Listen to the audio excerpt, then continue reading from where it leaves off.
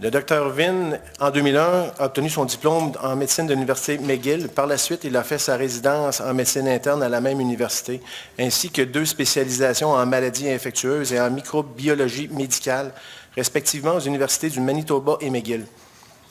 Il est également diplômé du National Institutes of Health pour sa recherche translationnelle sur les déficiences immunitaires génétiques rendant les humains sujets aux infections, particulièrement aux infections fongiques. De plus, sa recherche a culminé par la découverte d'un nouveau syndrome d'immunodéficience génétique. Cette recherche lui a mérité le prix de l'excellence en recherche des maladies infectieuses par la Fondation canadienne des maladies infectieuses en 2010. Il est professeur adjoint dans les divisions des maladies infectieuses et d'immunologie du département de médecine du CUSM, ainsi que dans les départements de microbiologie médicale et de génétique humaine. Il est chercheur clinicien boursier des Fonds de recherche du Québec en santé, FRQS. Il continue sa clinique sur les immunodéficiences génétiques ainsi que la recherche fondamentale pour mieux comprendre ces syndromes ainsi que les guérir. Accueillons le Dr Donald Vin. Alors, premièrement, j'aimerais remercier Benoît et l'APIC pour m'avoir invité et me donner cette opportunité pour vous présenter sur les infections dans les déficits immunitaires. L'autre chose aussi, juste pour vous avertir, c'est que je viens de Montréal. On va avoir des périodes de franglais dans tout ça. Soyez pas insultés. Et donc, ils m'ont demandé de parler des infections. Hop, je comprends maintenant qu'est-ce qui est arrivé pour l'autre, mais c'est parfait. OK, alors juste une petite changement. Parce que c'est un gros événement ici au Québec, la conférence d'APIC. Je sais que je suis planifié pour parler à 11 heures et je sais qu'il y en a des gens qui voulaient quelque chose, une vedette plus impressionnant et malheureusement, Céline avait des autres problèmes personnels. Donc, à cause de ça, Jacques m'a demandé si je pouvais remplacer Céline, qui était bien sûr un honneur pour moi. Donc, je vais essayer de faire mon mieux. Le plan pour aujourd'hui, c'est se demander c'est quoi une infection. Parler des infections, surtout dans les déficits immunitaires génétiques, et se demander c'est quoi une infection. Parce que de ma perspective, il y a plusieurs façons de voir c'est quoi une infection. Je peux le voir comme une infection du point de vue d'un infectiologue ou d'un microbiologiste. Je vais vous montrer un exemple de comment les pensées d'un infectiologue marchent. Ou on peut le voir d'une façon de point de vue immunologue ou généticien. Après ça, on va parler plus des déficits immunitaires génétiques, le DIG, et ceux qui sont associés avec des infections. Et on va se demander quelles infections méritent des investigations en profondeur. Donc, quelqu'un qui se présente avec une infection qui n'est pas connue d'avoir un déficit immunitaire génétique, est-ce qu'il mérite d'avoir une investigation pour savoir s'il y a un déficit, oui ou non? Je dois juste vous avertir que j'ai fait cette présentation sur mon Mac. Et j'utilise un PC, alors les animations ici ne vont pas très bien marcher. Donc, il va y avoir des jokes qui ne vont pas réussir, OK? Alors, désolé en avance. J'ai insisté d'utiliser mon ordinateur, mais il ne voulait pas me laisser. Alors, après ça, on va essayer de comprendre pourquoi on a besoin de savoir si quelqu'un a un déficit immunitaire génétique, à part du point de vue académique. Est-ce qu'il y a une implication pragmatique avec ces connaissances? Alors, on va parler de tout ça aujourd'hui. Et soyez pas inquiets, ça ne va pas prendre trop longtemps, pas plus longtemps que des autres réunions ailleurs qui se passent. OK?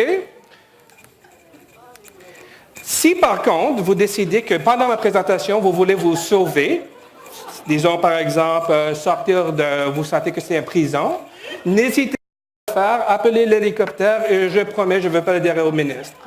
OK? Alors, on commence avec la question, c'est quoi une infection? Ça, c'est une question qu'on ne sait pas vraiment. On peut le voir du point de vue d'un infectiologue ou microbiologiste, ou on peut le voir comme un immunologue ou généticien. J'ai été formé comme un infectiologue et microbiologiste. On commence donc avec cette première partie. Quand on a une maladie infectieuse, il faut se demander qu'est-ce qui se passe? Quel organe est infecté? Est-ce que c'est la gorge? Est-ce que c'est l'œil ou un gastroentérite? Est-ce que c'est les articulations? Est-ce que c'est une infection urinaire? Est-ce que c'est l'infection du cerveau, un méningite ou un encéphalite? Le but d'un infectiologue, c'est de déterminer quel organe est infecté. Parce qu'après ça, on se demande quels sont les microbes qui sont responsables pour cette infection. Et en gros, on peut avoir plusieurs classes de microbes. On peut avoir des virus Et même parmi les virus, les microbiologistes, on aime faire des sous-catégories, des sous-sous-sous-sous-catégories. Alors, comme virus, on peut avoir, par exemple, des virus de ARN, comme par exemple l'entérovirus qui circule dans plusieurs parties des États-Unis et à travers le Canada présentement. On peut avoir des virus de ADN, comme l'herpès, qui est un virus extrêmement fréquent, ou le virus de papillome, qui cause, parmi d'autres choses, des verrues. On peut aussi avoir des bactéries. Et dans les bactéries, il y a plusieurs classifications. On peut avoir des bactéries qu'on appelle des bactéries de grains plus. Ça se dépend sur l'apparence après un teint. Alors, des exemples sont des streptocoques, des staphylocoques. On peut avoir des bactéries de grains moins, c'est-à-dire comme E. coli, par exemple, ou dans certaines personnes qui peuvent avoir des infections pulmonaires ou des pseudomonas. On peut même avoir des bactéries spéciales qu'on appelle des mycobactéries. Un exemple que la plupart de vous connaissent, c'est peut-être la tuberculose. Ça, c'est un mycobactérie, une bactérie spéciale. On peut aussi avoir des fonges. Et parmi les fonges, on peut avoir des levures, comme ce qu'on appelle le candida, ce qu'on appelle le candidose, la vaginite, le muguet, etc. Ou on peut avoir la moisissure, comme l'aspergillose. Et on peut même avoir de plus des parasites. Et quand on parle des parasites, on peut avoir des types des vers, ou on peut avoir des protozoa, comme le Giardia. Pourquoi est-ce qu'on a besoin de cette classification? À part le fait que ça nous donne quelque chose à discuter parmi les geeks de l'industrie, c'est parce que tout ça implique qu'on a besoin de penser qu'est-ce qui cause l'infection, parce que ça va nous aider à déterminer qu'est-ce qu'on a besoin de donner pour traiter l'infection. Vous pouvez imaginer que si vous avez une infection virale, de virus, on ne donne pas des antibactériens. Et si vous avez une infection fongique, on ne donne pas des antibactériens non plus. Donc, il faut savoir qu'est-ce qui cause l'infection. Et il y en a quelques des patients qui j'ai le privilège de suivre. Ils sont ici dans le public aujourd'hui. Et eux, ils ont eu la malchance d'avoir des entrevues avec moi où ils doivent mettre beaucoup d'argent dans le parcomètre parce qu'on demande ces questions. Alors, quand ils font une rencontre avec moi, on prend les papiers, puis on discute, puis ils doivent consigner des fonds de consommation pour qu'on puisse avoir les rapports des autres hôpitaux parce que je veux savoir exactement quelles infections ils ont eues. Tout ça pour dire que ça va nous donner une idée de quel traitement on a besoin de donner, avec le but, c'est de tuer ces microbes pour essayer de rétablir la santé. Mais ça, c'est des fois pas la fin de l'histoire, parce que des fois, il y a des gens qui ont des problèmes récurrents avec des infections ou des infections assez particulières. Et dans ces situations, il faut se demander non seulement quel microbe, quel traitement, mais pourquoi. Et ça, c'est quand je porte mon chapeau comme immunologue et généticien. Donc, c'est quoi le système immunitaire? Je viens juste vous dire qu'il y a plein de microbes. Et en fait, on est entouré tout le temps par des microbes. Ils sont partout, sur la table, dans votre bouffe, partout dans l'air. Mais la plupart des gens, depuis la civilisation de l'homme, sont assez en santé. Et pourquoi? C'est grâce à leur système immunitaire. Parce que ces microbes, il y en a quelques-uns qui sont bénins, qui veulent juste mêler leurs propres affaires, mais il y en a des autres qui sont méchants. Ils veulent causer des problèmes. Parce que pour eux, les humains sont comme une source de nourriture. Hein? Donc, ils veulent essayer d'infecter, et comme ça, ils pourraient se propager, puis après se distribuer aux autres la prochaine source de nourriture. Et qu'est-ce qui nous protège d'être infectés par ces microbes? C'est notre système immunitaire. Et ce système immunitaire a beaucoup de parties qu'on va discuter. Mais en gros, qu'est-ce qui arrive? C'est que si notre système immunitaire est affaibli, c'est-à-dire il y a un trou dans notre système immunitaire, peu importe si le trou est gros ou petit, ça permet certains microbes à causer des infections, à pénétrer notre système immunitaire pour s'installer dans notre corps et causer des infections. Et dans cette situation, on pourrait être en trouble. Alors, c'est quoi les déficits immunitaires génétiques? C'est quand le système immunitaire ne marche pas d'une raison génétique, comme Jean-Nicolas a expliqué. C'est un trou dans l'armée de notre corps. Donc, comme notre système immunitaire, c'est l'armée de notre corps. C'est fait des soldats. Chaque soldat a un rôle. Quand on a un soldat qui manque ou qui ne fonctionne pas proprement, l'armée est affaiblie. C'est la même chose avec notre système immunitaire. Quand on a un déficit dans notre système immunitaire, on a un trou dans l'armée de notre corps. C'est déterminé, donc c'est génétique, et c'est génétique, ça veut dire que c'est déterminé par un changement, ce qu'on appelle une mutation, un changement dans une gène. Donc, l'année dernière, ceux qui étaient à ma présentation, où je me suis fait perdu sur la Rive-Sud, puis il fallait que vous attendiez pour que j'arrive, je m'excuse encore une fois pour ça, j'ai parlé de la génétique. Et la génétique, si vous vous rappelez, c'est que notre ADN est arrangé dans des paquets d'instructions qu'on appelle des gènes. Et, comme tous les paquets d'instructions, ça doit être complet pour que la cellule sait quoi faire. Et il y en a des fois que ce paquet d'instructions, ce manuel, est incomplet ou absent. Donc, le gène ne fonctionne pas, c'est-à-dire une mutation, et la cellule n'est pas capable de fonctionner proprement. Ça, c'est d'habitude, classiquement, c'est transmis de parents à enfants. Et se fait de façon dominante, c'est-à-dire pour la majorité de nos gènes, on a 2 copies, et si on a un problème dominant, ça veut dire qu'on a besoin de juste une copie à être affaiblie pour transmettre la maladie à la prochaine génération. Ou ça peut se faire de façon récessive, c'est-à-dire qu'on a besoin de les 2 copies d'être affaiblies pour transmettre la maladie à la prochaine génération. Et ou ça peut être lié au chromosome X, c'est-à-dire une madame peut être porteur et le transmettre à son garçon, mais pas à ses filles, la maladie.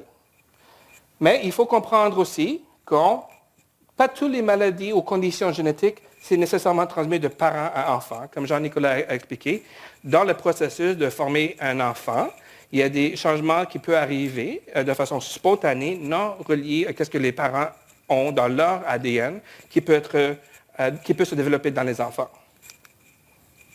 Alors, c'est quoi des caractéristiques cliniques des déficits immunitaires génétiques? Classiquement, on sait que ces gens ont une prédisposition aux infections. En fait, ça, c'est comment c'est classiquement reconnu depuis les années 50. La personne qui a toujours des pneumonies ou la personne qui a plusieurs infections, surtout depuis le jeune âge, ça c'est un signe très fort qu'on devrait chercher pour un déficit immunitaire génétique. Mais depuis ces quelques décennies d'années, on sait que les caractéristiques cliniques ont évolué. Ce n'est pas juste des infections qui peuvent développer.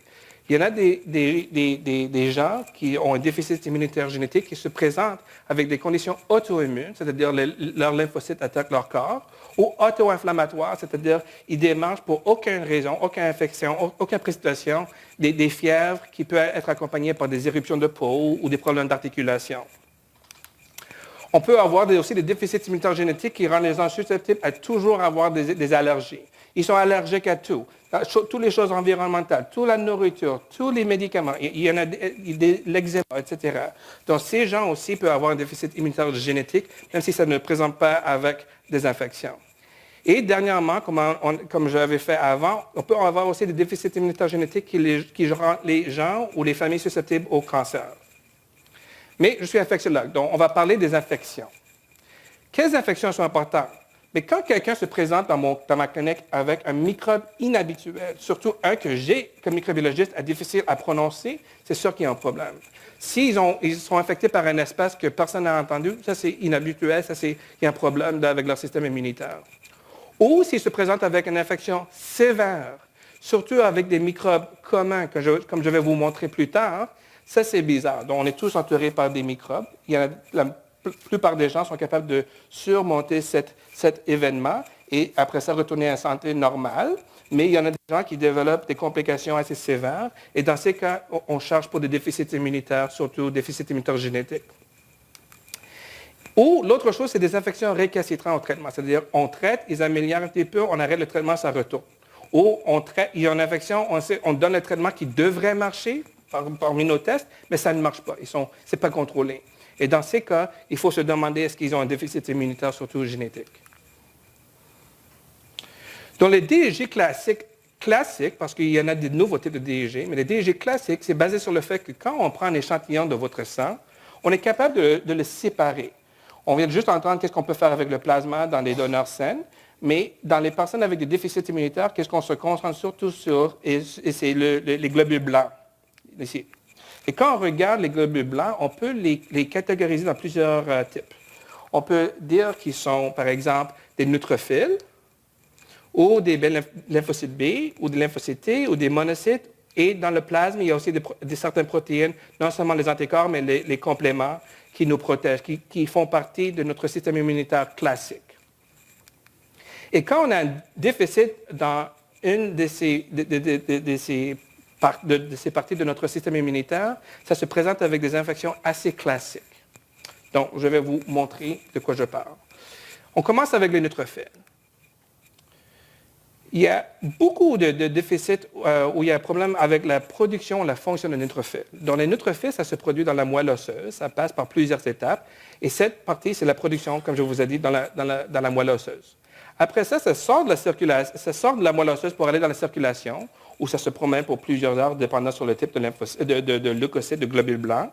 Et après ça, qu'est-ce qu'ils font? C'est qu'ils sont supposés de soit retourner à la moelle osseuse pour être éliminés parce qu'ils sont trop vieux, ou ils sortent de la circulation pour essayer de combattre l'infection qui se passe dans nos tissus. Donc, ça arrive par un processus où ils sont dans la circulation, ils roulent, ils s'attachent, puis après ça, ils sortent de nos vaisseaux pour aller dans les tissus. Et quand ils arrivent dans les tissus, ils sont supposés de faire quelque chose. Ils sont supposés de manger, ou ce qu'on appelle faire la phagocytose des microbes pour les tuer. Bien sûr, vous pouvez imaginer qu'avec toutes ces étapes, bien sûr qu'il va arriver qu'il y a des gens qui ont un problème dans un ou plusieurs de ces étapes. Ça, c'est comment la nature, malheureusement, fonctionne. Alors, comment ça se présente, ces problèmes?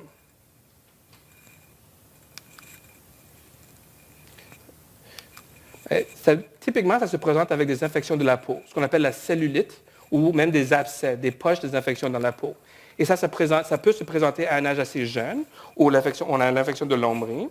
Ça, c'est un des photos originales d'un des défauts de neutrophils des années 50-60, qui montre des furoncles ou des abcès sur la peau de ce jeune garçon, où on peut avoir non seulement des infections, mais des problèmes avec la guérison de ces plaies. On peut aussi avoir une inflammation des gencives. Comme vous voyez, ça, ce n'est pas des dents normales. Qu'est-ce qui arrive? C'est qu'il y a inflammation des gencives à cause d'un défaut des neutrophils. Et donc, qu'est-ce qui arrive? C'est les microbes dans lesquels il y en a plusieurs dans notre bouche sont capables de faire ce qu'ils ont besoin de faire, de consommer nos tissus. Puis après ça, qu'est-ce qui arrive? C'est qu'on peut éventuellement, ça progresse à inflammation des gencives. Après ça, on peut avoir des caries, puis après ça, on peut perdre les dents. Et on peut aussi avoir des infections plus profondes, comme on peut avoir une adénite, une inflammation des ganglions à cause d'une bactérie. On peut avoir des infections plus creuses, comme une infection des articulations, c'est un genou, une arthrite. On peut avoir, ça c'est un scan de tomodensitométrie dans lequel on regarde le foie. Et juste pour laisser savoir, le foie n'est pas supposé de l'air comme de fromage suisse. Alors ces petits trous-là, ça c'est tous des poches d'infection à cause des microbes. Et aussi, dernièrement, on a un rayon X qui démontre un abcès, c'est-à-dire un trou dans le poumon rempli avec de liquide qui est du pus. Donc, quand on manque des neutrophils ou quand les neutrophils ne fonctionnent pas proprement, vous pouvez imaginer qu'on est en trouble avec plusieurs infections.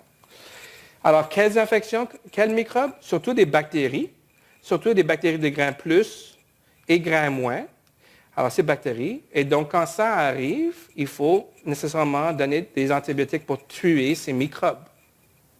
Il faut malheureusement aussi comprendre qu'on ne peut pas juste avoir des bactéries. Dans certaines conditions, on peut avoir des infections un peu plus, d'un spectre un peu plus grand, c'est-à-dire on peut avoir soit des mycobactéries ou des fonges, surtout de la moisissure, ce qu'on appelle l'aspergillose. Et quand quelqu'un se présente dans ma clinique avec des pneumonies récurrentes et on obtient les rapports des microbiologistes ou des pathologistes qui démontrent que c'est de l'aspergillose et pas juste des bactéries, ça, il faut penser à un autre problème spécifique. Il faut changer notre pensée un petit peu plus et dire que peut-être il y a un problème pas avec la production ou l'extravasation, mais avec la partie terminale ici, où on est supposé d'être capable de tuer les microbes. Et ça, c'est une condition qui s'appelle la maladie granulomatose chronique ou la granulomatose septique, comme Jean-Nicolas a expliqué, où on a un défaut dans cette enzyme. Qu'est-ce qui arrive à ces gens? C'est qu'on peut avoir des infections pulmonaires assez agressives, surtout avec ces fonges, la moisissure, l'aspergillose. Et quand on fait une biopsie, on voit qu'il y a des ifs de moisissure qui s'étendent et essaient de manger le poumon. Et dans mon laboratoire, en collaboration avec un collègue à McGill, on essaie de démontrer que c'est relié avec la paroi du fonge, ce défaut. Donc, on essaie de trouver des nouveaux traitements pour ce type de gens. Ça, c'est les neutrophils. On vient juste parler en gros des neutrophils. La prochaine sujet, ce serait les lymphocytes B ou les B-lymphocytes. Donc, les lymphocytes B se produisent aussi dans la moelle osseuse, dans plusieurs étapes, dont il y a une production. Puis qu'est-ce qu'ils sont supposés de faire? C'est les lymphocytes B en vert ici communiquent avec les lymphocytes T pour devenir un de deux choses. Soit des plasmocytes qui produisent des anticorps, ou ils deviennent des cellules mémoire pour que la prochaine fois que vous voyez un microbe, ça ne va pas prendre 2 semaines pour monter une réponse immunitaire, vous serez capable de produire des anticorps assez vite pour essayer de combattre cette infection. Il faut juste comprendre, comme Jean-Nicolas a mentionné avant, que c'est un petit peu plus compliqué que ça. Donc ça, c'est les anticorps qui se produisent, et comme était mentionné, on a plusieurs types. On a 4 types, en fait, G, A, M et E, et G est l'anticorps principal qui nous combat contre des infections. C'est des infections, quand on manque des anticorps, on appelle ça la hypogammaglobulinémie, ou pour des raisons plus faciles à parler, juste l'hypogamme. Et les infections reliées à hypogamme sont assez bien connues. On peut avoir des infections de voies respiratoires supérieures et inférieures. Donc, on peut avoir des sinusites récurrentes, on peut avoir des infections de l'oreille, ce qu'on appelle l'otite, et bien sûr, infections des poumons, des pneumonies. Et avec quoi? Encore une fois, on regarde au micro parce qu'on a besoin de savoir le traitement, c'est les bactéries. Et ce qu'on appelle les bactéries respiratoires encapsulées, dont le pneumocoque, par exemple, ou l'hémophilus. Donc, ça, c'est les bactéries, les bactéries qui causent des problèmes quand on a l'hypogamme et des infections respiratoires. Et dans ces cas, bien sûr, à quoi on doit penser? Traiter le problème aigu avec des antibiotiques pour tuer le microbe.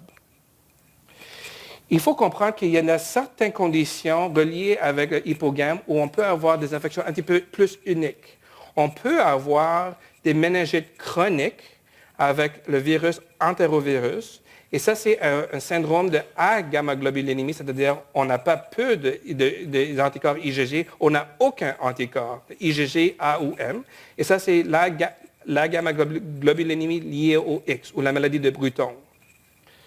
Et si on a non seulement un manque de IgG, mais on a un manque de IgA, on peut aussi être susceptible à des infections comme le Giardia. Donc, ces gens ne peuvent pas aller dans la campagne pour boire de l'eau de la rivière parce qu'ils vont pogner le Giardia puis ils vont tomber malades. Alors, ça, c'est à cause d'un déficit d'IgA. Donc, on peut avoir un déficit de IgG et avoir des infections respiratoires, mais on peut avoir, dépendant sur les conditions, des autres types d'infections, soit avec des virus ou avec des parasites. Et il faut s'identifier la cause de leur déficit pour mieux comprendre exactement comment les traiter. Donc, si on peut avoir des infections virales, mais surtout des infections bactériennes, non seulement est-ce qu'on a besoin de traiter le problème aigu, mais il faut se demander qu'est-ce qu'on peut faire de plus. Et ça, c'est où il faut se demander non seulement est-ce que cette personne est en déficience d'antibiotiques, ou on doit donner des antibiotiques pour traiter leurs infections, mais est-ce qu'ils ont une déficience de leur système immunitaire? Parce que si oui, on ne devrait pas juste traiter le problème aigu, parce qu'à un point, on va plus en avoir des antibiotiques qui seront capables de combattre nos infections. On a un gros problème mondial avec la résistance dans tous nos microbes, et on a très peu d'antibiotiques qui vont sortir. Alors, à un point, on serait en trouble si on se relie juste sur les antibiotiques pour s'en sauver de cette situation. Dans ces cas, il faut faire la prophylaxie, c'est-à-dire le remplacement des anticorps IgG qui en manquent. On peut le faire de voie intraveineuse ou de la voie sous-cutanée. Et on a beaucoup de personnes sur le Isantral dans notre clinique. Et lorsqu'on les met sur ça, ils arrêtent d'avoir des infections respiratoires. On a des gens qui étaient toujours malades chaque 6 à 8 semaines. Ils nécessitaient d'avoir des antibiotiques, des fois des hospitalisations. Quand ils prennent des antibiotiques, des fois leurs microbes sont résistants, des fois c'est compliqué par le C difficile. Donc, vous pouvez voir, c'est une cercle vicieuse. Donc, ces gens, on montre qu'il manque des anticorps IgG, on les remplace et pour la majorité des personnes qu'on suit, on ne les voit plus pour 6 à 12 mois, juste pour leur visite annuelle, juste pour être sûr que tout va bien parce qu'ils arrêtent d'avoir des infections. Donc, c'est une solution assez simple. Mais malheureusement, les gens ne regardent pas souvent pour ça, surtout quand on a des cliniques ambulatoires où ce n'est pas le même médecin qui vous suit ou qui diagnostique votre problème. On va parler brièvement des compléments. Les compléments, c'est des protéines qui se trouvent dans notre sang. C'est produit par le foie et par un certain type de globules blancs qu'on appelle des monocytes. Et en fait, qu'est-ce qui arrive, c'est que c'est comme des balles. Et leur but, c'est de cibler des microbes. Qu'est-ce qui arrive avec ces protéines de complément? C'est qu'ils se rassemblent sur la surface ou sur la paroi du microbe. Et en fait, qu'est-ce que ça fait? C'est que ça forme des trous dans la paroi. Essentiellement, c'est en train de tuer les microbes en formant des trous pour les tuer. Il y en a des gens qui en manquent les compléments. En fait, c'est un des déficits immunitaires classiques que beaucoup de gens dans la médecine savent, mais ça occupe juste à peu près 1 à 2 % de tous les déficits immunitaires génétiques. Alors, à quoi ça se présente? Principalement, on peut avoir des bactéries dans le sang. Et quand la bactérie dans le sang, on appelle ça une bactérémie, ou quand on est très malade, c'est-à-dire quand le corps commence à échouer, on appelle ça le sepsis. Et on peut reconnaître ça parce qu'il peut y avoir toutes ces lésions, toutes ces taches dans la peau et les microbes qui vont dans les petits vaisseaux sanguins dans la peau. Malheureusement, on peut avoir quelque chose d'un peu plus sévère, ce qu'on appelle la méningite avec ça. Donc, vous savez qu'on a eu des éclosions de la méningocoque au Québec depuis plusieurs décennies d'années. Et quelques de ces personnes ont probablement des déficits immunitaires génétiques dans le système de complément. Qu'est-ce qui arrive dans ce cas? C'est qu'on n'a pas juste la bactérie dans le sang, mais ça se plante dans le liquide céphalorachidien, qui est le liquide qui nous entoure autour du cerveau. Donc, on a une infection autour du cerveau, une méningite. Et malheureusement, qu'est-ce que vous pouvez peut-être apprécier, c'est que ce petit garçon, les doigts sont noirs. Et ça, c'est parce que quand on a trop de bactéries qui pluguent les vaisseaux sanguins dans le corps, ça empêche la circulation. Et donc, quand les gens disent « Oh, j'ai une méningite », c'est dangereux parce que des fois, on a besoin de faire des amputations pour essayer de contrôler les infections, pas juste des antibiotiques. Alors, c'est sévère, et parce que c'est clairement sévère et apparent, beaucoup de gens dans la médecine connaissent ce déficit immunitaire génétique, mais ce n'est pas un des plus fréquents. Et bien sûr, on peut aussi avoir des infections de voies respiratoires comme des sinusites, otites et pneumonies. Avec quoi? Avec des microbes semblables si on a de l'hypogain, parce que les anticorps et les compléments fonctionnent ensemble. Donc, c'est avec des bactéries ce qu'on appelle des bactéries respiratoires encapsulées. Et surtout, quand on a un syndrome assez flagrant comme ça, il faut s'inquiéter pour le méningocoque ou même le gonocoque. Donc, on a une maladie transmise sexuellement, le gonocoque. On pense que c'est juste une maladie transmise sexuellement, mais dans certaines personnes, ça peut devenir assez sévère. Donc, il faut savoir les microbes, il faut savoir ce déficit immunitaire parce qu'il faut se demander comment est-ce que je peux traiter cette personne? Oui, avec des antibiotiques pour tuer le microbe en espérant, mais aussi, est-ce qu'on peut prévenir ça? Il faut passer plus profond que juste des traitements aigus. Il faut se demander qu'est-ce qu'on peut faire pour prévenir que ça peut arriver. Donc, quand on a quelqu'un avec un déficit immunitaire génétique dans le système des compléments, il faut être au courant que ça, c'est les microbes qui peuvent les mettre à risque pour des infections sévères. Et il faut mettre toutes les choses en place pour les prévenir d'avoir ces infections. Pas juste traiter des infections. Le lymphocyte T, beaucoup de gens connaissent ça parce que ça se présente de façon assez sévère aussi. Le lymphocyte T se développe dans un gland qui est juste proche de notre cœur, le thymus, et ça passe par une série d'étapes pour développer des lymphocytes T. Et comme je vous avais montré avant, pour le lymphocyte B en vert, le lymphocyte T est supposé de communiquer ou embrasser avec le lymphocyte B pour laisser les lymphocytes B à faire leurs choses. C'est un petit peu plus compliqué parce qu'en fait, cette voie de communication, vous pouvez voir, au niveau moléculaire est compliquée. Et que le lymphocyte T, il n'y a pas juste une population. Il y en a des sous-populations, sous-sous-populations. Et comme Jean-Nic le disait avant, chaque quelques semaines, il y a une nouvelle sous-population avec des fonctions qu'on essaie de comprendre. Mais tout ça pour dire que quand on retourne aux fonctions classiques, le but, c'est d'aider les lymphocytes B à faire des anticorps. Donc, bien sûr, si on a défaut des lymphocytes T, on a des infections semblables si on n'est pas capable de produire des anticorps, des infections aux voies respiratoires, ou des oreilles, ou des poumons. Mais on peut avoir quelque chose de plus. On peut aussi avoir des gastroentérites, des fois à cause des parasites, des fois à cause des virus, des fois à cause des autres choses. On peut avoir une infection du foie, l'hépatite. Et on peut aussi avoir une infection du cerveau avec, c'est-à-dire un méningite ou un encéphalite. Ça, c'est les syndromes qu'on peut avoir. Avec quel microbe? Malheureusement, parce que les lymphocytes T sont comme le quart arrière dans le football, ils coordonnent beaucoup de choses. Donc, si le fonctionne pas, le reste de l'équipe est vraiment affaibli. Donc, vous pouvez imaginer qu'on peut avoir beaucoup de types d'infections. On peut avoir des infections uniques avec un fonge qui se présente dans aucune autre personne, sauf avec les gens de SIDA pour les mêmes raisons, parce qu'il manque de lymphocytes T, ce qu'on appelle pneumonie, pneumocystis. On peut avoir des verrues, et je ne parle pas de juste un ou deux verrues, on parle de verrues qui sont défigurants, qui ont besoin de traitements répétitifs, et même à ça, des fois, ils ne sont pas toujours guéris. Et on peut avoir des candidoses superficielles comme le muguet ou l'infection des ongles. Avec quels microbes? Avec plusieurs microbes. Le carrière est absent, donc il y a un gros trou dans le système immunitaire et tous les microbes qui nous entourent essaient de prendre cette opportunité pour nous causer des problèmes. Donc, comme des virus, des bactéries, certains fonges comme le candida, je viens de juste monter le muguet, et même avec certains parasites. Donc, vous pouvez voir que si vous avez un défaut dans les lymphocytes T, vous êtes plus malade et plutôt malade, ce qu'on appelle le déficit immunitaire combiné sévère. Donc, ça se présente surtout comme à l'enfance ou même dans les premiers quelques jours de vie.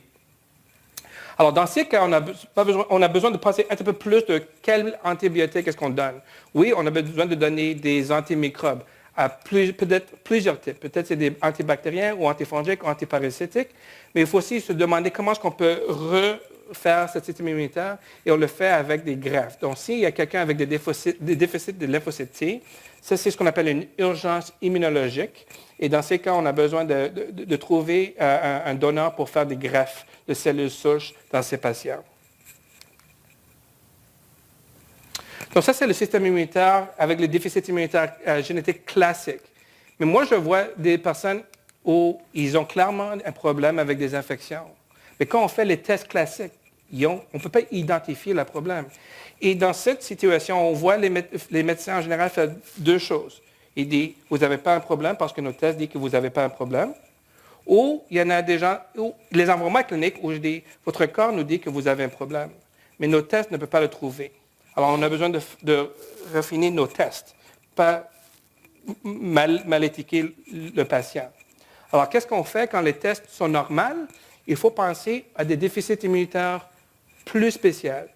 Alors, les déficits immunitaires génétiques, on connaît très peu de... Ceux qu'on connaît, ce qu'on appelle les classiques, c'est vraiment juste une partie superficielle. Et on reconnaît de plus en plus des déficits immunitaires génétiques qu'on ne connaît pas ou qu'on est en train de décrire à chaque année.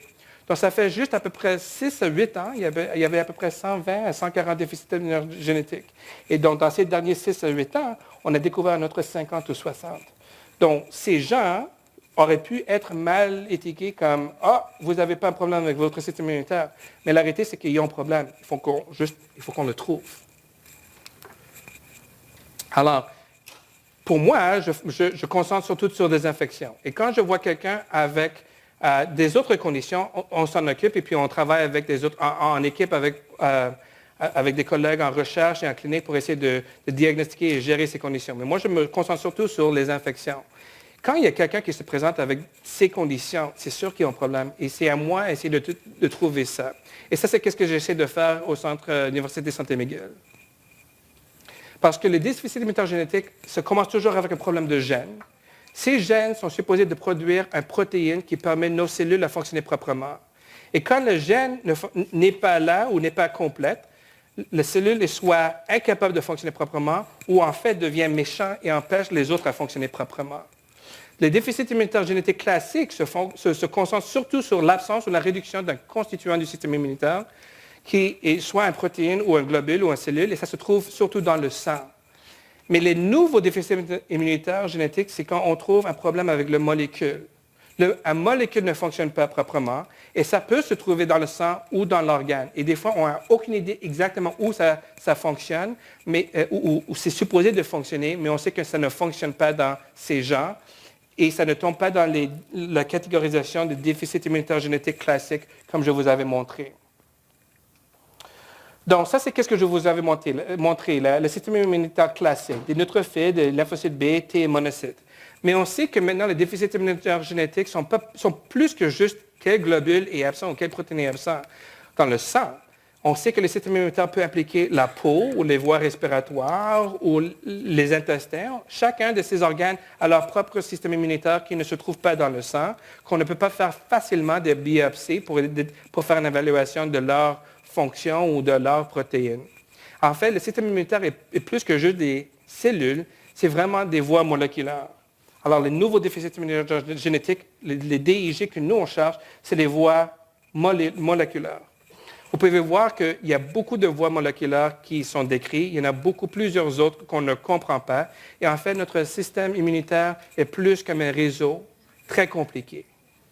Soyez pas inquiets, par contre, ce n'est pas aussi peurant que le réseau de route de Montréal. Et on pense que c'est un peu plus sécuritaire. Alors, qu'est-ce qu'on fait à McGill? À McGill, qu'est-ce qu'on fait? C'est une recherche translationnelle, c'est-à-dire on reçoit des patients dans lesquels les autres médecins ne savent pas qu'est-ce qu'ils ont, mais ils ont clairement un problème. On ne sait pas la cause. Ça, c'est une histoire qui est en évolution. On a eu un jeune monsieur, c'est-à-dire dans ses fins de trentaine, qui se présentait essentiellement avec une infection dans son cerveau. Donc, pour ceux qui ne sont pas radiologues, le cerveau est en gris. Et qu'est-ce qui est anormal ici? C'est le blanc. Okay? Le blanc n'est pas supposé être là. Ça, c'est pas correct. Et quand ils ont fait un biopsie de ça, c'était un champignon qu'on appelle le candida. De famille non reliée au premier, on a eu un deuxième monsieur qui s'est collapsé. Puis quand ils ont fait un scan de sa tête, ils ont vu ces petites bulles dans sa tête qui n'est pas normal. Et quand ils ont fait la chirurgie et une biopsie en pensant que c'était un cancer de son cerveau, ils ont trouvé un champignon qui s'appelle le candida. En fait, le premier gars, il y a un grand homme qui est décédé d'une tumeur du cerveau dans ses trentaines, dans une région périphérique. On appelle l'autopsie, mais sûrement ce n'était pas une tumeur de son cerveau, c'était probablement une infection champignon. Et de plus, on a une troisième personne qui s'est présentée avec un problème avec son œil. Et quand ils ont fait des investigations, ils ont trouvé ces lésions dans son cerveau on peut faire une biopsie de ces lésions, mais ils ont fait une biopsie de problèmes dans son œil. Et ça aussi, c'était le même champignon, le candida. Donc, 3 familles non reliées avec une infection champignon assez sévère, on est d'accord. Hein? On n'a pas besoin d'être médecin pour savoir que ça, c'est assez sévère. Le candida est assez commun. Il y a beaucoup de femmes qui ont eu des vaginites avec le candida. Ils ne présentent pas avec des infections dans leur cerveau. Donc, le candida est un microbe commun, mais dans ces gens, face à ce microbe commun, ils ont développé une complication assez sévère.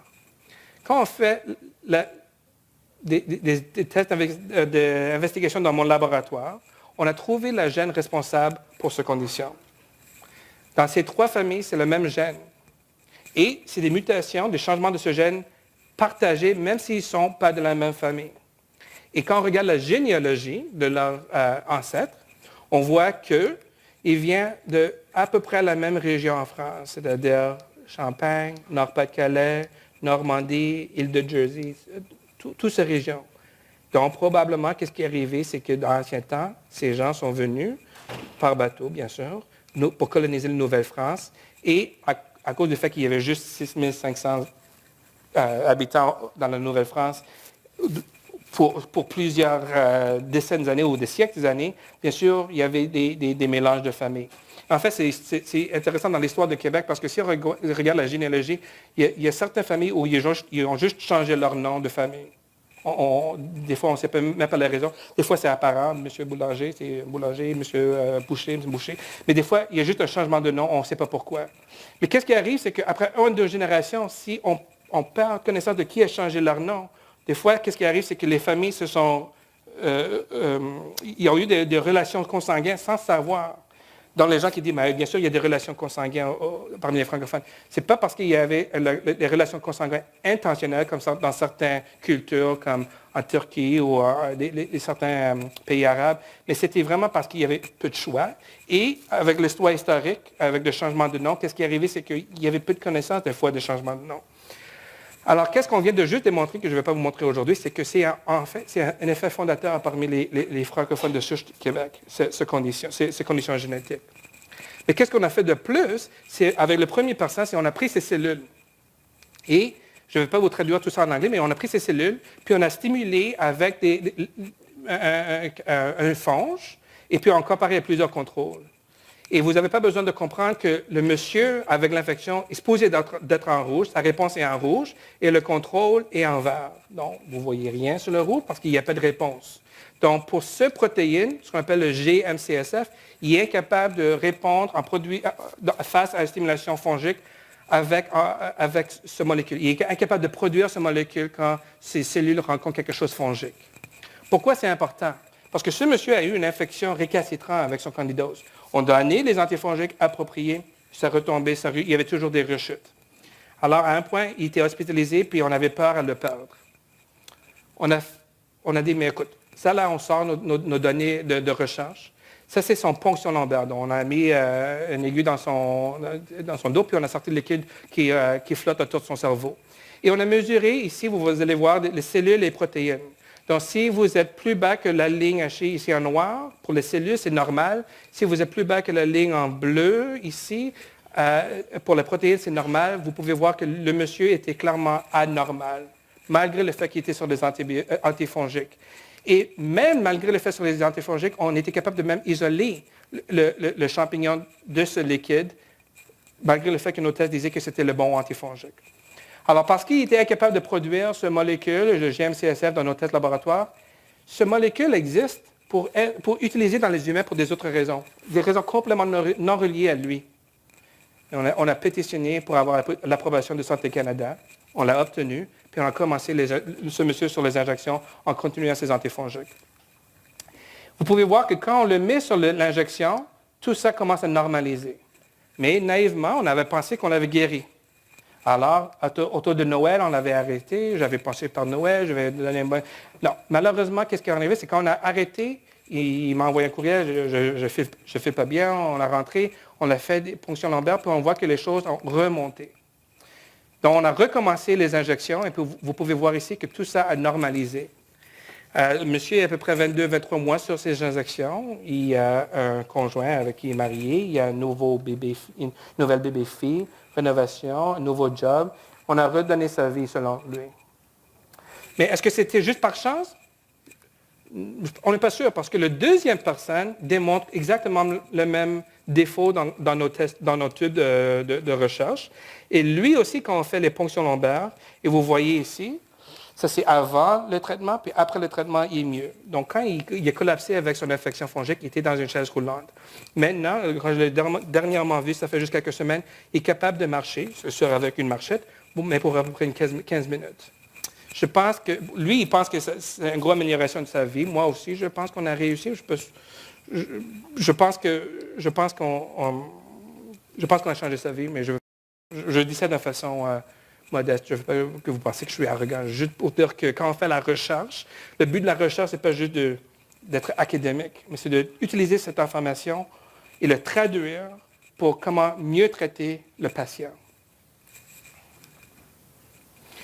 Alors, pourquoi est-ce qu'on a besoin de comprendre les DG? Parce que si on ne comprenait pas les DG, c'est par ça que je viens de juste vous montrer. Je peux vous dire qu'il y a une infection dans leur cerveau.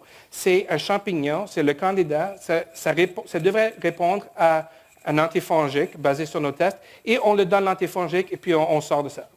Le problème, c'est qu'il peut y avoir des rechutes. Donc, on sait qu'on ne devrait pas juste le laisser tomber, parce que ces gens vont devenir malades si on ne suit pas et on ne fait pas attention. Quand on peut faire nos tests, on peut identifier la gène et on peut déterminer qu'est-ce qui ne fonctionne pas proprement. Après ça, on peut se demander quel autre traitement est-ce qu'on peut implémenter pour contrôler l'infection ou pour prévenir des infections. Donc, pourquoi comprendre les DG? Bien sûr, pour avoir un diagnostic. Ces personnes ne sont pas normales immunologiquement, même si leur médecin les dit ça. Pour avoir un prognostic, si on sait quelles conditions de déficit immunitaire génétique qu'ils ont, on peut déterminer à quoi ils sont à risque. J'ai un jeune homme qui était envoyé à moi avec une maladie d'à peu près 30 ans par un hématologue, puis on a dédié qu'est-ce qu'il y avait. Et son DIG le rendait susceptible à des cancers, ce qu'on appelle des lymphomes.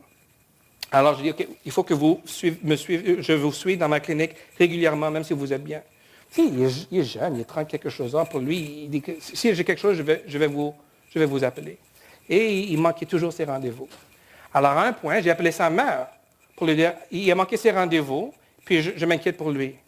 Donc, elle l'a amené dans ma clinique.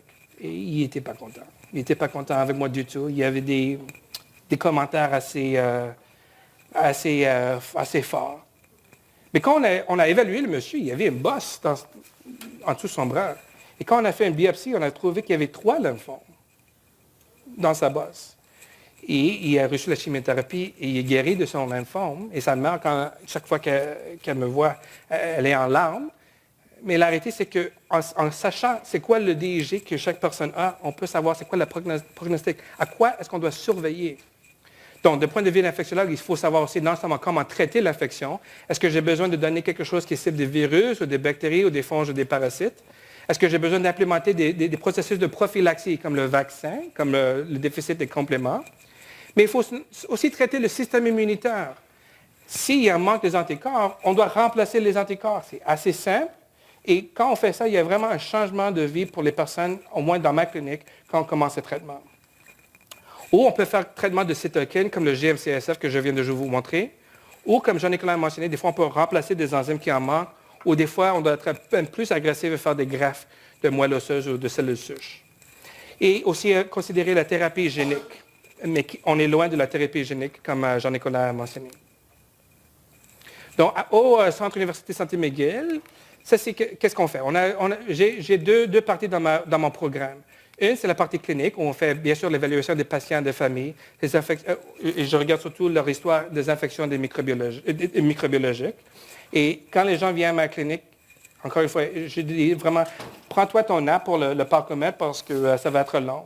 On va en discuter pour au moins 1 heure. Puis il y en a des gens qui disent, oh God, je pensais que tu prendrais 5 minutes pour me voir.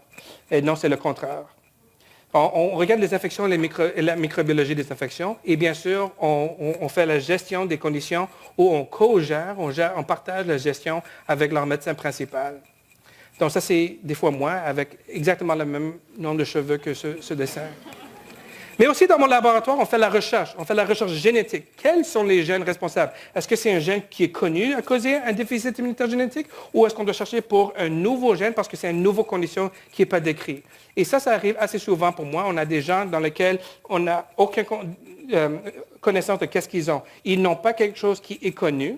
Donc, anciennement, avant de venir me voir, les gens disent, mais vous n'avez rien. Mais moi, je suis convaincu qu'ils ont quelque chose, c'est juste qu'on doit le trouver. Alors, on fait des tests génétiques et immunologiques pour mieux comprendre et diagnostiquer leurs conditions. Des fois, la recherche est intéressante, des fois, c'est déprimant, mais quand on réussit à trouver quelque chose, puis on est capable de vraiment aider les gens, je pense qu'on est soulagé. On est content qu'on est capable d'impacter leur vie. Alors, en résumé, il faut savoir que quand quelqu'un a une prédisposition accrue aux infections, il faut chercher pour un déficit immunitaire génétique. Il faut surtout penser qu'ils ont un déficit immunitaire s'ils sont infectés avec des microbes inhabituels ou sévères, surtout avec des microbes communs, comme le Candida ou le virus Epstein-Barr, EBV, ou le verrue, ou s'ils recalcitrant au traitement. Il faut faire une évaluation immunologique. Il faut comprendre qu'on peut faire des évaluations immunologiques classiques. On peut compter dans le sang qu'est-ce qui en manque en termes de protéines et cellules. Il faut comprendre qu'on ne peut pas faire un test de toutes les molécules dans le sang, tous les gènes dans le corps à date, mais ça va arriver un jour. Et dans ces cas, on doit trouver pour des déficits immunitaires qui ne tombent pas dans les classifications classiques. Et pourquoi est-ce qu'on doit faire ça? Pour aider les gens. Ça, c'est la philosophie de ma programme. C'est pour, donner un diagnostic. Parce que, premièrement, quand on sait qu'est-ce qu'on a, c'est bien soulageant. Quand quelqu'un entend « vous n'avez pas de problème », mais ils savent qu'ils ont un problème, ça, c'est vraiment inquiétant pour la personne qui a cette condition. Alors, on veut non seulement donner un diagnostic, mais on veut savoir comment mieux traiter ou optimiser le traitement pour ces patients personnalisés à leur déficit immunitaire génétique. Merci beaucoup.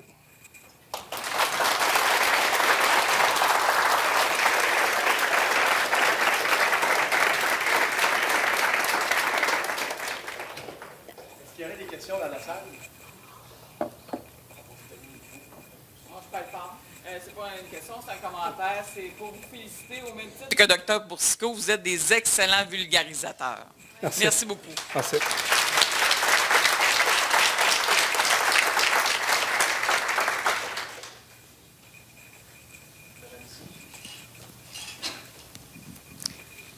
si j'ai bien compris, vous êtes un chercheur de notre maladie. Je vous remercie infiniment, infiniment pour tout ce que vous faites pour nous. Premièrement, moi, je vois ça comme un honneur de faire ça. En fait, c'est comme une mission. Ce sont des maladies orphelines, maladies rares, dont une fréquence de moins de 1 dans 2000. Et malheureusement, il y a des agences de bourse qui ne voient pas ça comme profitable ou quelque chose qui ne vaut pas la peine ou ne vaut pas autant que les choses plus communes comme le diabète, les maladies de cœur, le cancer, que je suis d'accord, sont plus communs, d'un fardeau à la société. Oui, il y a un gros fardeau. De point de vue pessimiste, je ne pense pas qu'on a fait de gros pas avec tous les millions de dollars qui étaient investis dans ces conditions, selon moi. On peut faire un débat sur ça. Mais qu'est-ce que je peux vous dire, c'est que quand on étudie des conditions rares, on peut trouver des nouveaux traitements qui peuvent non seulement s'appliquer à la personne affectée, mais aux autres personnes qui ont la même infection, même si ce n'est pas à cause d'un déficit immunitaire génétique. Et comme le petit motto que je donne aux gens, les résidents qui sont dans ma clinique ou qui font de la formation avec moi, c'est que juste parce que c'est rare, ça ne veut pas dire que ça ne vaut pas la peine. En fait, c'est le contraire. Hein? Si on regarde qu'est-ce qu'on comprend de le corps humain en termes des voies biochimiques, comment est-ce qu'on est capable de métaboliser, par exemple, le vitamine B12, c'est pas en étudiant des souris et des singes, c'est en étudiant les gens qui ont eu ces conditions à cause des conditions génétiques et comment est-ce qu'on était capable de soit aller autour de leurs problèmes ou de remplacer qu'est-ce qui en manque. Et on utilise cette même approche pour traiter les autres personnes qui ont, par exemple, un manque de B12, qui sont non reliés à, un déficit génétique. Alors, moi, Jean-Nicolas, Dr. Eliadad et plusieurs autres personnes, on est des cliniciens, on est des chercheurs, mais on est des chercheurs pour comprendre comment mieux impacter la vie des patients qu'on surveille.